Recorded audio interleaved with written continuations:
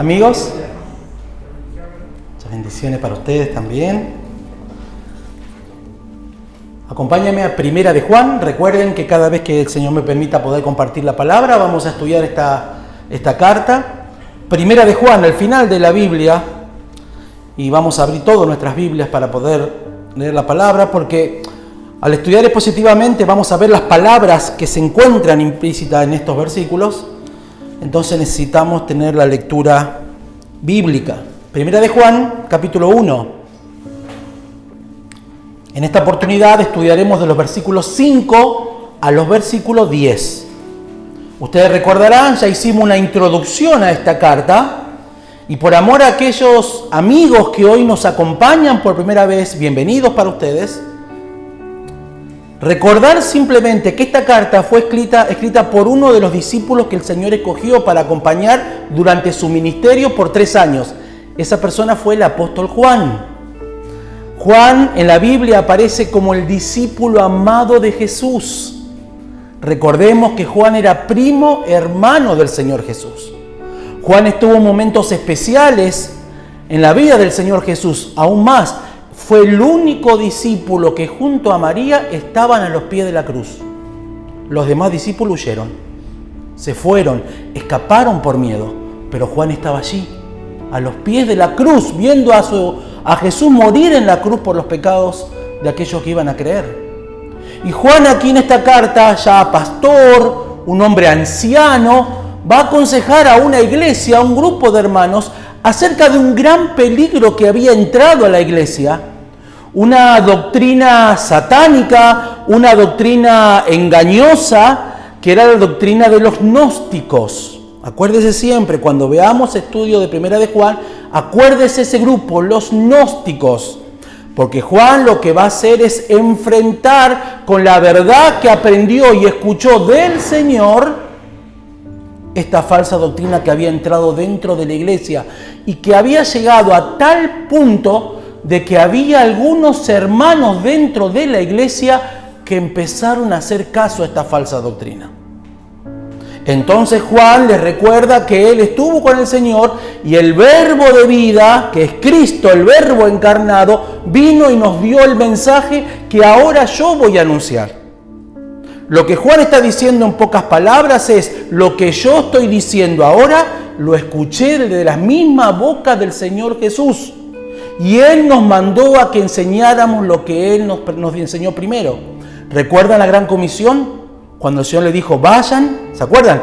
Prediquen el Evangelio, pero también enséñenle todas las cosas que yo les he dicho a ustedes. ¿Qué está haciendo Juan aquí? Transmitiendo fielmente lo que escuchó del Señor Jesús. Así que lo que estamos leyendo son las mismas enseñanzas del Señor Jesús que le dio al apóstol Juan antes de irse y que ahora el apóstol Juan fielmente lo está transmitiendo a la iglesia. Entonces recordemos, Juan está atacando a una doctrina hereje, satánica, diabólica que había afectado y estaba afectando a los hermanos. Hoy vamos a ver como título de esta predicación el mensaje de vida. Vimos en la primera parte el verbo de vida, Cristo. Ahora vamos a ver el mensaje de vida, o sea, el mensaje que Cristo le dio a Juan que hablara a esta iglesia. El título de esta predicación es el mensaje de vida. ¿Cuál es el mensaje de parte de Dios? Dios es luz. Ese es el mensaje. Y vamos a desmenuzar estos versículos con la ayuda del Señor. Leemos del versículo 5 al 10. Este es el mensaje que hemos oído de Él, escuche, oído de Él y os anunciamos. Dios es luz y no hay ningunas tinieblas en Él. Si decimos que tenemos comunión con Él y andamos en tinieblas, mentimos y no practicamos la verdad. Pero si andamos en luz, como Él está en luz, tenemos comunión unos con otros y la sangre de Jesucristo, su Hijo, nos limpia de todo pecado. Si decimos que no tenemos pecado, nos engañamos a nosotros mismos y la verdad no está en nosotros. Pero si confesamos nuestros pecados, Él es fiel y justo para perdonar nuestros pecados y limpiarnos de toda maldad. Versículo 10, si decimos que no hemos pecado, le hacemos a Él mentiroso y su palabra no está en nosotros. He dividido esta predicación en dos encabezados, en dos títulos para que nos quede más claro. En primer lugar, el compañerismo con Dios y con los hermanos. Versículos 5 al 7. Y en segundo lugar, desde el versículo 8 hasta el versículo 10, lo que vamos a ver como título es la conciencia y la confesión de pecado. Esos son los dos encabezados, la comunión con Dios y con los hermanos, versículos 5 al 7, y también la conciencia y la confesión de pecado, versículo 8 al 10. Comienza el versículo 5 diciendo, este es el mensaje que hemos oído de Él y os anunciamos, Dios es luz y no hay ningunas tinieblas en Él. Una vez más, si prestaron atención, Juan repite lo mismo que dijo en los versículos 1 y versículo 3. Lo que hemos oído, os anunciamos. Lo que está haciendo Juan es una vez más afirmar que lo que está diciendo ahora fue escuchado, él lo escuchó de la boca del mismo Señor. Y ahora lo anunciamos, dice. Ahora lo doy a conocer. Este mensaje no fue inventado por Juan. Este mensaje no lo inventaron los discípulos. Este mensaje no lo inventó un pastor. Vinieron de la misma boca del Señor Jesús. El Señor mismo enseñó esto. Jesús, recuerden, es la revelación divina de Dios. Quien me ha visto a mí, dice Jesús, ha visto al Padre. En el Antiguo Testamento es el Emanuel, Dios con nosotros. El Verbo de vida se hizo carne y Él os anuncia este mensaje. ¿Y cuál es el mensaje? Dios es luz. Dios es luz. Hermanos, cuando escuchamos la frase Dios es luz, describe no solamente el mensaje, sino describe a Dios mismo también. Está hablando de una persona, Dios, y un adjetivo. Dios, ¿cómo es? Es luz. O sea que este mensaje habla de Dios y del mensaje que Él da. Y es interesante porque la palabra es, si ustedes se dieron cuenta, implica que la luz es una característica inherente de Él.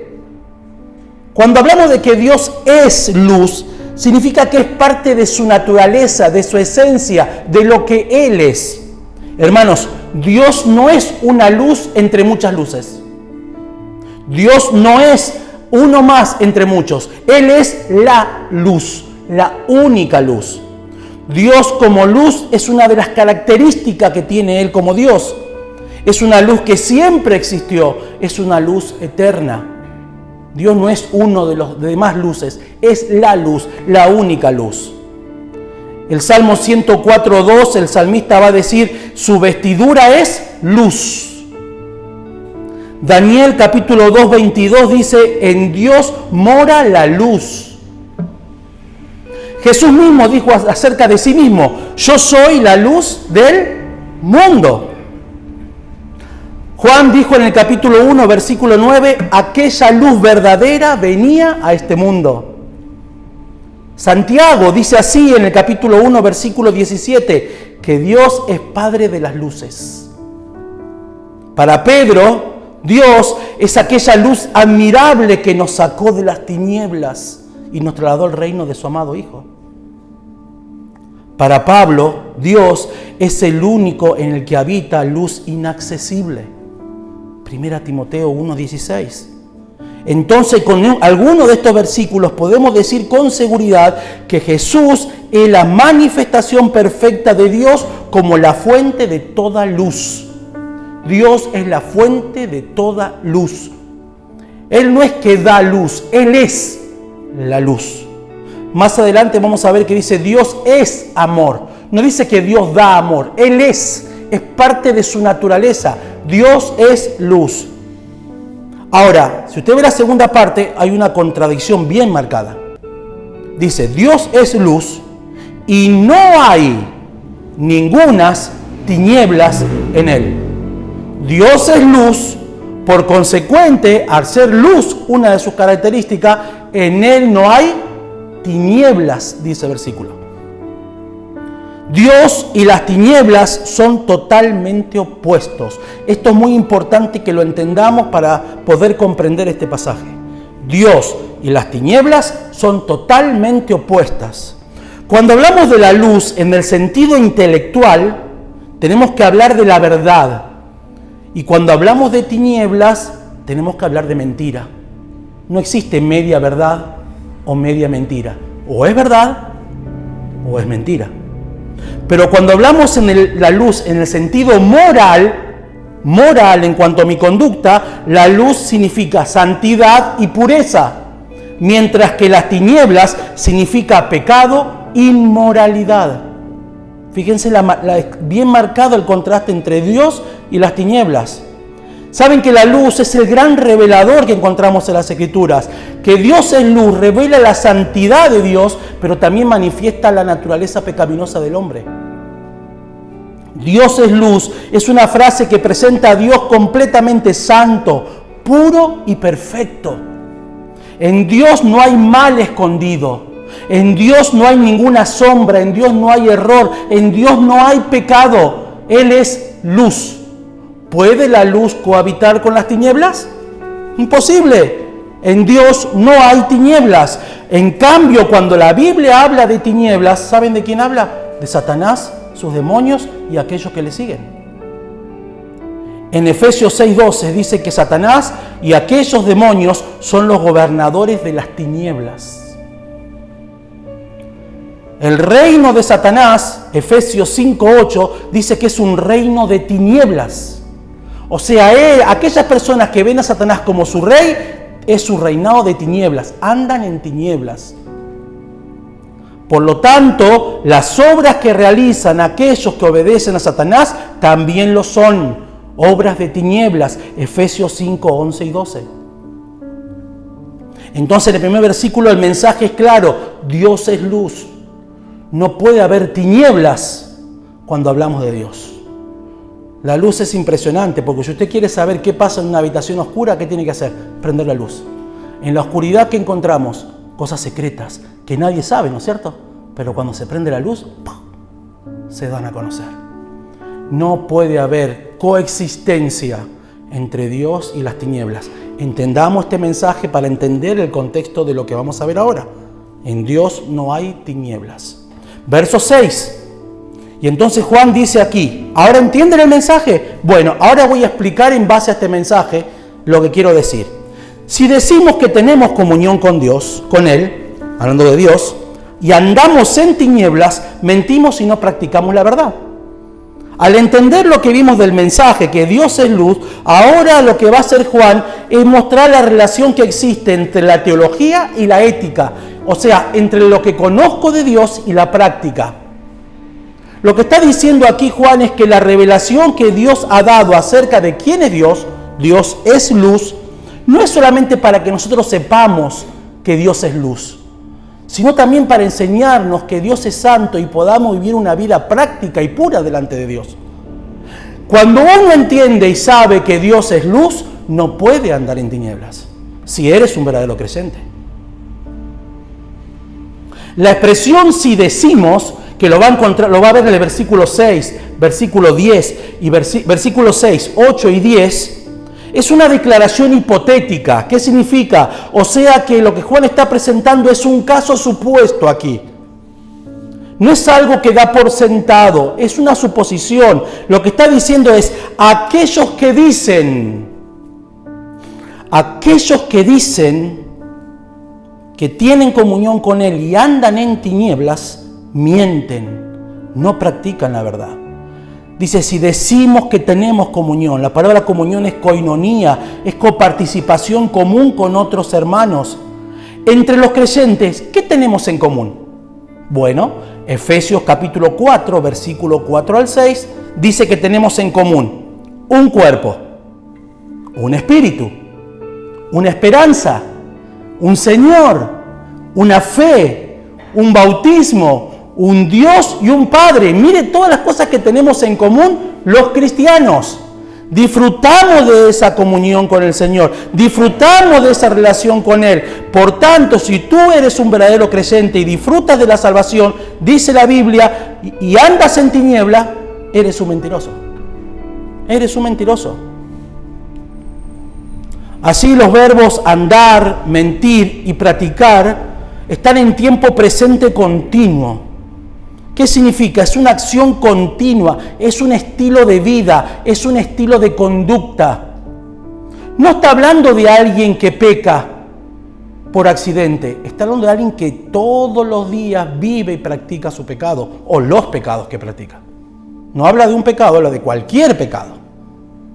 Eso es andar en tinieblas. Recuerden, si Dios es luz y yo ando en pecado, no puedo decir que tengo verdadera comunión con Dios, porque miento.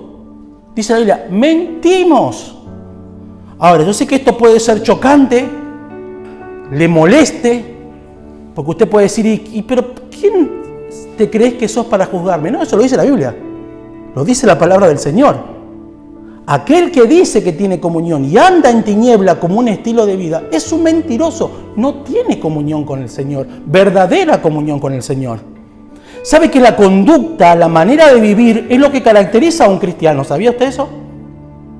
Yo puedo profesar decir cristiano, pero si mi vida no refleja esa nueva criatura que el Señor dio a mi vida en el momento de ser salvo, puede ser un síntoma, escuche, puede ser un síntoma de que tal vez no tenga verdadera comunión. Sí decimos, dice, sí decimos que tenemos comunión con Dios. Recuerden que los falsos maestros profesaban vivir para Dios, pero con sus acciones negaban esos dichos. Los hombres hacen lo mismo.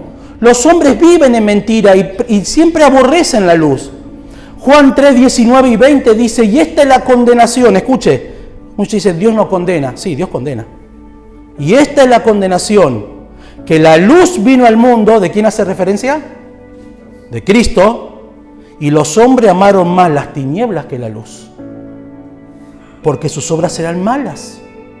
Porque todo aquel que hace lo malo aborrece la luz y no viene a la luz para que sus obras no sean reprendidas. ¿Qué es lo que está diciendo? Aquel que practica el pecado no quiere andar en luz, porque sabe que la luz, ¿qué va a hacer? Revelar ¿qué cosa? Su conducta, su pecado delante de Dios. Entonces, ¿qué prefiere hacer? No leer la Biblia, no tener comunión, porque sabe que cuando Dios le habla, Dios le toca el corazón y le manifiesta, porque dice la Biblia en Hebreos 4:12 que la palabra penetra ¿hasta dónde? Hasta lo más íntimo, y claro, nos molesta que Dios diga eso. Pero hermano, aquí lo que está diciendo es, hay personas que tienen como estilo de vida el pecado, aborrecen la luz, no quieren la luz para que no se evidencie lo que son realmente.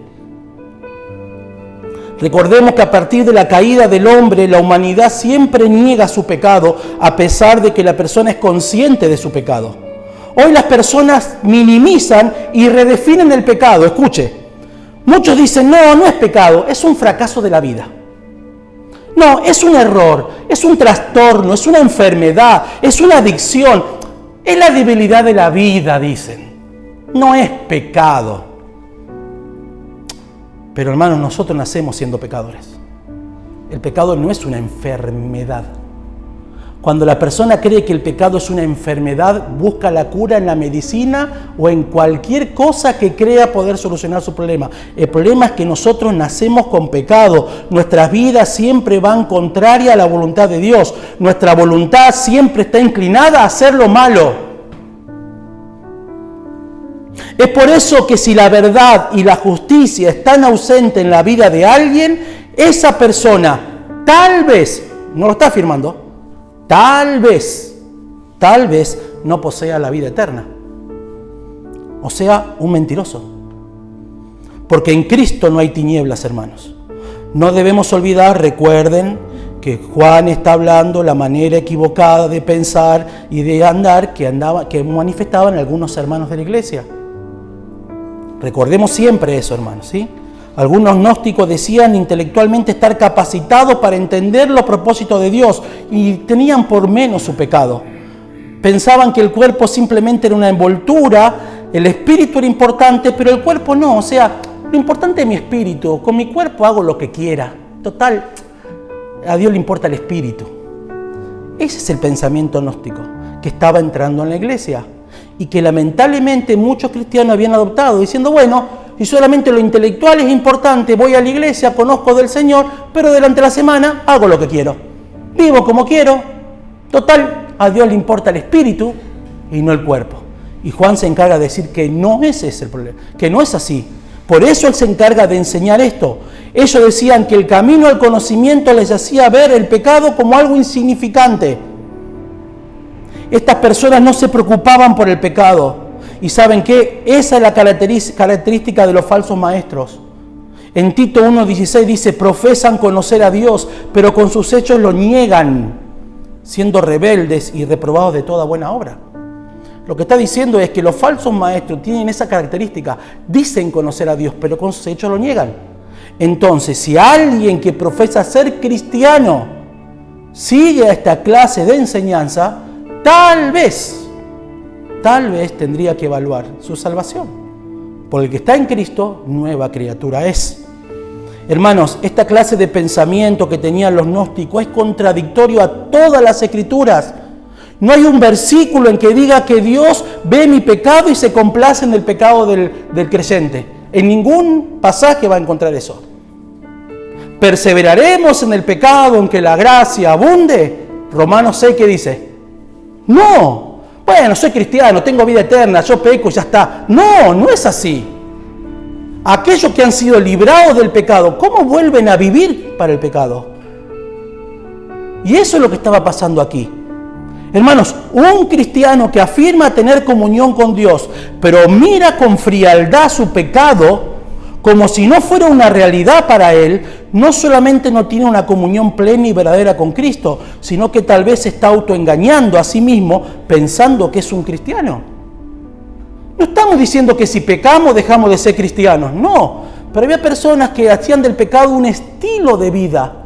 No mostraban que eran nuevas criaturas. Entonces lo que está mostrando es un significado de alguien que se está engañando a sí mismo. Aquel que se niega a armonizar su vida con la santidad de Dios no puede afirmar que tiene comunión con el Padre y con su Hijo Jesucristo. Gálatas 6:7 dice, no os engañéis, Dios no puede ser burlado. Todo lo que uno siembra, eso segará. El que siembra para la carne, segará corrupción, mas el que siembra para el Espíritu, segará vida eterna. Es clara la Biblia. Por sus frutos lo conoceréis.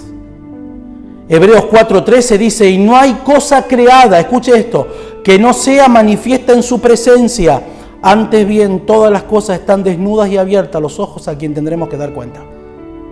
Yo puedo engañar a mi esposa, puedo engañar a mis hermanos, puedo engañar al pastor diciendo que tengo comunión plena con Dios. Ellos no me ven en la semana, algunos de ellos.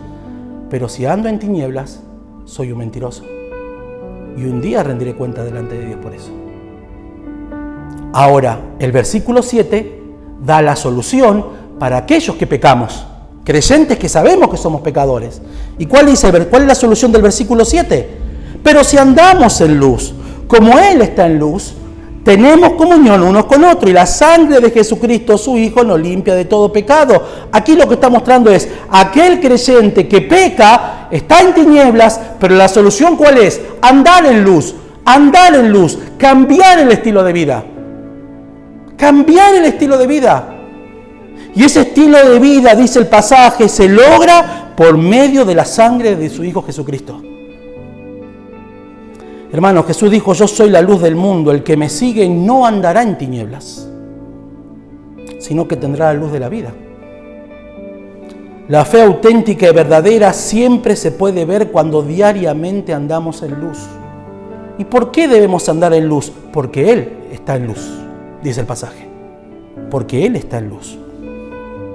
Hermanos, quienes andamos en la luz, los creyentes que andamos en la luz, sí, pecamos, pero nos damos cuenta de nuestro pecado, nos arrepentimos de nuestro pecado, pedimos perdón, clamamos al Señor que con su sangre nos limpie y empezamos a andar en luz. ¿Qué estamos mostrando? Que realmente soy un creyente verdadero.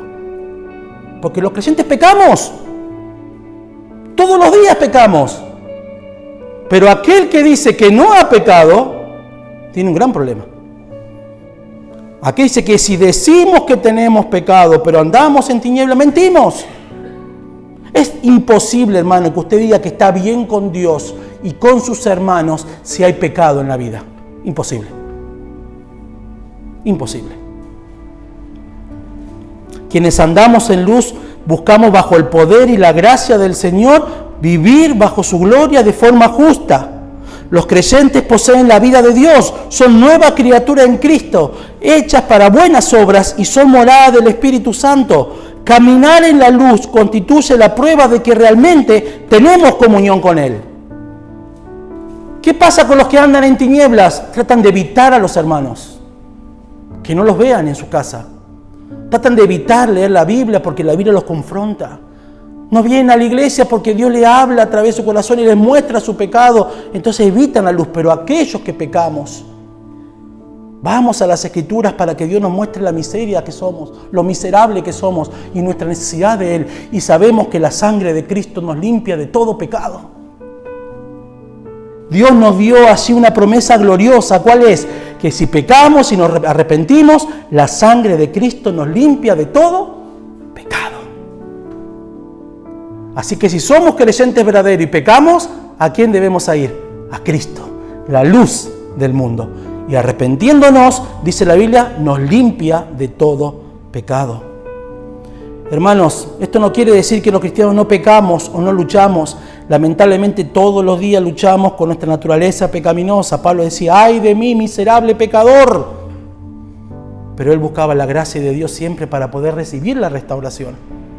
La sangre de Cristo, dice la Biblia, es la que obtuvimos eterna redención. Hebreos 9:12. Aquel que fue perdonado de sus pecados nunca va a dejar de ser perdonado por el Señor. El Señor le perdonó, le limpió de sus pecados y realmente se arrepintió de corazón por sus pecados. Es un verdadero creyente, tiene eterna redención, pero cuando peca inmediatamente va a Cristo y acude a esa sangre preciosa que Él derramó en la cruz para perdón de nuestros pecados. El perdón de Dios es completo, hermanos, es completo. ¿Cómo es la forma en que logramos ese perdón? Si andamos en luz. ¿Saben lo que está diciendo Juan aquí? Es cuando yo peco, estoy en tinieblas, inmediatamente voy a Cristo, me arrepiento de mis pecados y ¿qué hago ahora? Cambio. Si no, el arrepentimiento se transformó en remordimiento. ¿Qué es el remordimiento? Sentirme mal. Pero después que le digo a Dios, perdóname, salgo y lo hago de vuelta. Pero el arrepentimiento es, Señor, perdóname, soy un pecador, límpiame de mi maldad. E inmediatamente busca andar en luz. Deja las tinieblas para andar en luz. Efesios 5:8 dice, porque en otro tiempo erais tinieblas, pero ahora sois luz en el Señor. Y escuche esto, por tanto, andad como hijos de luz. Antes estábamos en tinieblas, pero Cristo nos trasladó del reino de las tinieblas a su reino. ¿Para qué? Para que andemos como hijos de luz. Al andar en luz, revelamos que nuestro Padre es Dios, porque Dios es luz.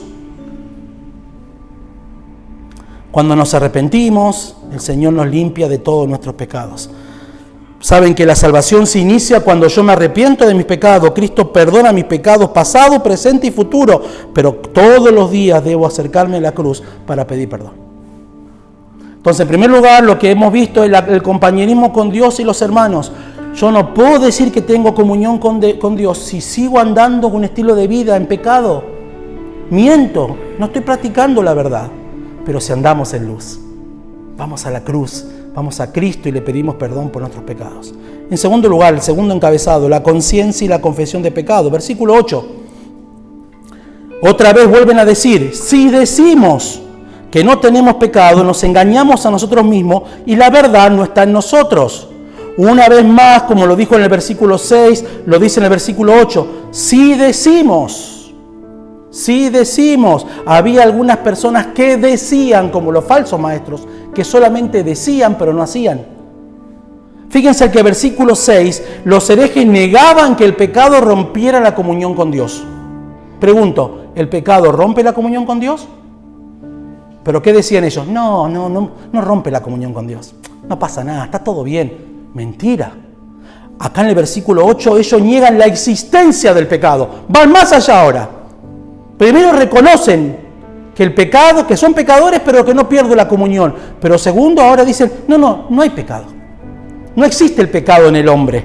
Y sabemos que eso es tremendamente un error diabólico, porque la Biblia muestra desde el capítulo 3 de Génesis que el hombre es un pecador, en Adán y Eva. Y el hombre se corrompió aún cada vez peor. El corazón del hombre, dice Génesis, es de continuo solamente ¿a qué? Al mal. Usted prenda la televisión y va a ver el corazón corrupto del hombre. Cada vez la maldad es mayor.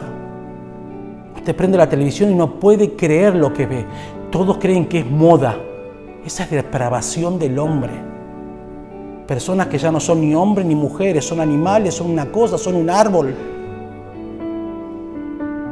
La depravación del corazón del hombre es peor. Y eso no es una enfermedad. Eso es el pecado del hombre. Y estas personas negaban el pecado cuando sabemos que el pecado es universal. La Biblia habla de la depravación del hombre. Romanos 5:12 dice, por tanto como el pecado entró en el mundo por un hombre y por el pecado la muerte pasó ¿a quiénes? A todos los hombres por cuanto todos pecamos. Todos somos pecadores, hermanos. Pero esta gente que decía, no, nosotros no somos pecadores. Imagínense. Aquí lo que está diciendo, aquellos que dicen que no son pecadores, se engañan a sí mismos y la verdad no está en nosotros. ¿Cuál verdad? La verdad del Evangelio. Es tremendo cuando uno va a predicar el Evangelio, vos le preguntás, ¿usted se reconoce pecador? Te dicen, no, yo me considero una buena persona. Claro, porque ellos ven el pecado con la gravedad de matar, adulterar, fornicar, pero usted va a los 10 mandamientos y encuentra que pecado es mucho más que eso. Pecado es un mal pensamiento, un falso testimonio, la mentira, la codicia, es pecado. Y esta persona dice, no, nosotros los hombres no pecamos. Imagínense lo que estaba entrando a la iglesia. Diciendo, imagínense yo vengo y le digo, quiero decirle que es mentira, los hombres no son pecadores. Ustedes me apedrean desde ahí. Porque toda la Biblia dice que somos pecadores desde que nacemos. Estas personas enseñaban eso. Hermano, ellos decían, nosotros no somos pecadores. Entonces la verdad no está en nosotros. ¿Cuál es? Cristo, el Evangelio, no está en Él.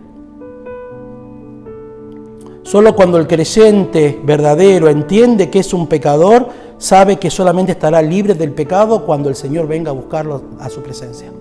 Mientras tanto, seguimos luchando con nuestro pecado todos los días. Todos los días.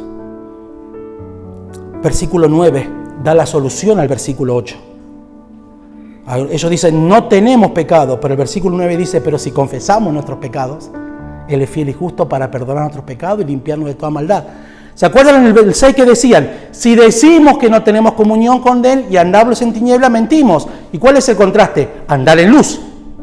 El otro grupo que decía, nosotros no tenemos pecado, pero Juan que dice, sí tenemos pecado. ¿Y qué pasa cuando pecamos? Confesamos nuestros pecados delante de Dios. Si confesamos nuestros pecados. La actitud correcta para poder saber si soy un verdadero creyente es cuando yo peco, lo admito, lo confieso y de esa manera recibo el perdón de Cristo. Es interesante que la palabra griega para confesar significa reconocer, decir lo mismo. Esto implica que la confesión confirmamos ¿qué cosa? Que soy un pecador y que Él es santo. A diferencia de aquellos que decían, no tenemos pecado, no somos pecadores. Obviamente que aquel que dice que no tiene pecado es un mentiroso. Pero los creyentes que pecamos, ¿qué dicen? Debemos confesar nuestros pecados. Es interesante porque ¿cómo debemos confesar nuestros pecados? Hermano, la confesión no debe ser general, debe ser particular. A veces cuando uno ora en grupo, a veces decimos, Señor, te pedimos perdón por nuestros pecados. ¿Está bien orar así? Si tú qué sabes qué pecado tiene tu hermano, ¿por qué pides perdón por los pecados de tu hermano si él tiene que pedir perdón? Cuando uno ora, ¿qué tiene que hacer aún cuando ora con personas? Decir que, Señor, te pido perdón por mis pecados. Yo soy un pecador. Yo he violado tus mandamientos. Cuando estoy a solas con Dios, yo debo decirle, Dios, perdóname porque soy un blasfemo. Perdóname porque soy un avaro. Perdóname porque tengo malos pensamientos. Perdóname porque... Así hay que hablarle a Dios, decir lo mismo. A Dios no lo podemos engañar. Y a veces en la oración personal decimos, Señor, te pido perdón por mis pecados. Y el Señor dice, no, ¿qué pecado? Decir al Señor lo que es. Por supuesto que cuando lo confesás, no vas a decir, Señor, te pido perdón por haber dicho esta blasfemia y decir la blasfemia. Vos tenés que decir a Dios de forma particular, Señor, soy un pecador, necesito de tu perdón, quita de mí la maldad de mi corazón. Ahora, ¿cuándo debemos confesar los pecados? ¿Al final del día? ¿Qué piensa usted? Hay personas que al final del día piden perdón por sus pecados. O sea que vivieron con su pecado todo el día. Y a la noche antes de dormir, se acuerdan de pedir perdón. Eso no enseña la Biblia. Dice Proverbios 28:13 que el que encubre su pecado no prosperará, mas el que lo confiesa y aparta recibirá misericordia. La confesión debe ser personal y también inmediata.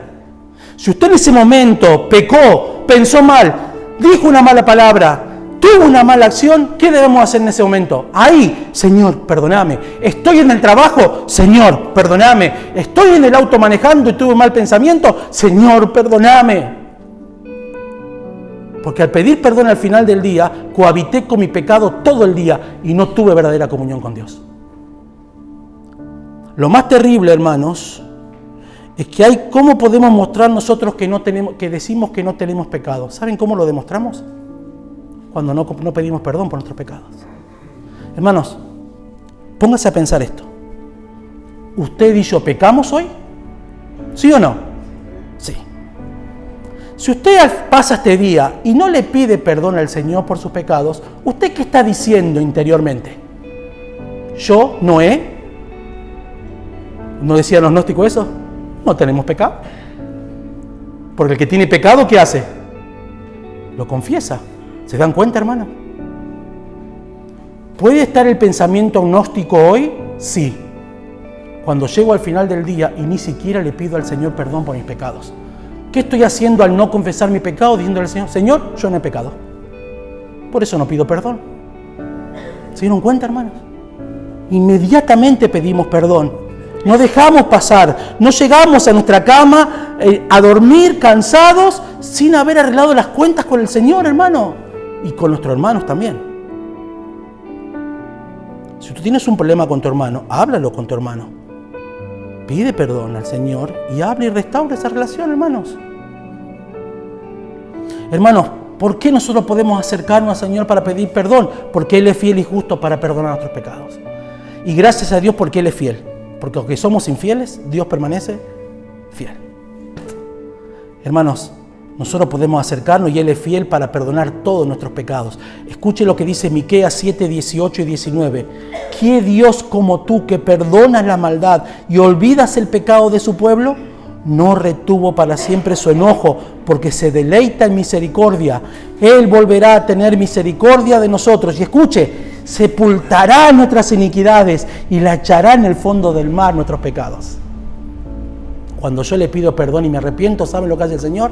A mis pecados los tira al fondo del mar y nunca más se acuerda de ellos. Confesar es eso, pagar la deuda. ¿Usted le ha tocado tener que pagar la última cuota de algo que sacó? ¿No se pone feliz cuando paga la última cuota de una deuda? Y decir, estoy liberado, una paz en el corazón. Y usted no está el otro mes diciendo, che, ¿cómo estará esa deuda? No, ya está cancelada. Y cuando uno se acerca a Cristo y pide perdón y se arrepiente, el Señor cancela mi deuda. ¿Por qué? Porque Él la canceló en la cruz. En la cruz Él murió para salvarme de mis pecados y librarme la deuda que tenía con Dios Padre. Por eso debo ir a la cruz para pedir perdón, hermano, por mis pecados. Terminamos el versículo 10. Si decimos que no hemos pecado, le hacemos a Él mentiroso y su palabra no está en nosotros. Aquí vamos a otro nivel peor. Peor. Número 1 dice, si decimos que tenemos comunión y andamos en tiniebla, mentimos. Ellos decían, bueno, podemos andar en pecado y no perdemos la comunión con Dios. Mentira. Bueno, no hemos pecado. Mentira. Dice la Biblia, podemos ir a Cristo en arrepentimiento y fe. Pero acá va más al nivel. No hemos pecado, le hacemos a Él mentiroso. Es tremendo eso, hermano. Es tremendo. Esto es blasfemia. Esta gente era blasfema. Ellos negaban la palabra de Dios y negaban a Cristo, la palabra encarnada. Esta persona, la persona que dice que no ha pecado, se pone a la altura de Dios. Porque en Dios no hay pecado. ¿Se acuerdan Satanás? Quiso ponerse a la altura de Dios, ¿se acuerdan? Yo seré como Dios. Y se halló orgullo en su corazón. ¿Y Dios qué hizo? Lo expulsó del cielo. Hermanos, cuidado con pensar que no tenemos pecado. Porque si yo digo no tengo pecado o no soy tan pecador, lo hago a Dios mentiroso. Cuidado con eso. Cuidado con decir que Dios es mentiroso. Porque Dios dice que somos ¿qué? Pecadores. ¿Y qué pasa cuando pecamos? El capítulo 2 dice que tenemos abogado con el Padre. Eso lo veremos en el próximo estudio. Dios mediante, ¿sí? Entonces, para culminar, una aplicación para nosotros, hermanos. Nosotros tenemos que reconocer que somos pecadores, no podemos negar la presencia del pecado, debemos ser francos y sinceros con el Señor. Cuando pecamos, pedimos perdón, buscamos tener restauración con el Señor de la comunión. Y saben que hay un modelo de oración preciosa en Salmo 51. David decía, ten piedad de mí, oh Dios, conforme a tus misericordias, conforme a la multitud de tus piedades, borra mis rebeliones, lávame más y más de mi maldad. Límpiame de mi pecado, porque yo reconozco mis rebeliones y mi pecado está siempre delante de ti. Contra ti solo he pecado, he hecho lo malo delante de tus ojos. Esa es una oración de arrepentimiento. No es decirle, Señor, te pido perdón por mis pecados, gracias por todo. No, eso no es arrepentimiento. Es dolerte, porque ofendí a mi Padre Celestial. Lo ofendí. Y me duele saber que mis actitudes lastiman el corazón de Dios. Ahora, para ti que tal vez no sé si eres creyente o no, yo no conozco eso, el Señor sabe, podés ir a la cruz de Cristo hoy y decirle, Señor, soy un pecador, perdona mis pecados, quiero que me salves, soy un pecador, necesito de ti. La Biblia dice que el hombre está condenado al infierno por su pecado, pero dice la Biblia que el que cree en mí tiene vida eterna. La forma de ser salvo es ir a Cristo y decirle, Cristo, perdona mis pecados, soy un pecador, soy una pecadora, límpiame con tu sangre, quiero ser una nueva criatura. Si nunca lo has hecho, hazlo, pídele al Señor eso, para que Él perdone tus pecados. Hoy, mañana puede ser demasiado tarde. Y a nosotros, que el Señor nos ayude a no minimizar el pecado, ni a tener en poco el pecado. Recuerden, mi pecado, por más pequeño que sea, llevó a Cristo a la cruz. Usted ve a Cristo en la cruz, Él está cargando mis pecados. Yo nunca maté, mentí, ahí está Cristo, muriendo por su mentira, por mi mentira. Que realmente podamos entender esto, la conciencia, hermano, de que si somos creyentes, pedir perdón, y si pecamos, pedimos perdón. Y seguimos adelante, hermano. Pero si tú tienes un estilo de vida que muestra que tal vez dices ser creyente y no lo muestras con tu vida, evalúate, tal vez, no sé, el Señor sabe eso. Evalúa tu salvación, evalúa tu comunión con el Señor. Señor, te damos gracias por tu palabra, bendita palabra, en esta tarde. Pedimos, Señor, que tu palabra que fue expuesta hoy pueda llegar a nuestros corazones. Sé que lo va a hacer porque tu palabra nunca vuelve vacía. Ayúdanos, Señor, a comprenderla y tu Espíritu Santo haga la obra en nuestros corazones, Señor, para la gloria tuya. Y a los que somos creyentes, Señor, líbranos de minimizar el pecado, sino de confesarlo delante de ti con sinceridad, con arrepentimiento. Y te pido por aquellos que tal vez hoy no son creyentes, que tú, Señor, puedas traerle salvación y vida eterna a sus corazones. En el nombre del Señor Jesús, amén. Que el Señor bendiga su palabra, hermanos.